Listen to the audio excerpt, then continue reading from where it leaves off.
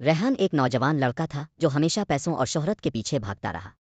اس کے پاس اچھا mobile, branded کپڑے اور قیمتی گیجٹس تھے، لیکن دل ہمیشہ خالی سا لگتا تھا۔ ایک دن وہ شہر کے پرانے پارک میں بیٹھا تھا کہ ایک چھوٹا بچہ اس کے پاس آیا، ہاتھ میں ایک چھوٹا کھلونا پکڑے۔ بچہ بولا، سر کیا آپ اس کے ساتھ کھیلیں گے؟ ریحان نے عجب محسوس کیا کیونکہ وہ ہمیشہ بڑے اور مہنگے چیزوں میں مصروف رہتا تھا۔ پھر بھی اس نے بچے کے ساتھ کھیلنا شروع کیا۔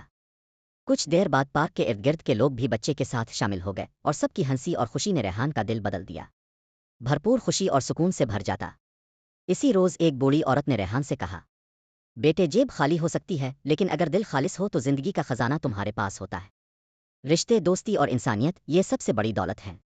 ریحان کو سمجھ آ گیا، وہ جو خوشی پیسے اور چیزوں میں تلاش کر رہا تھا وہ ہمیشہ لوگوں کے ساتھ محبت اور انسانیت میں چھپی تھی۔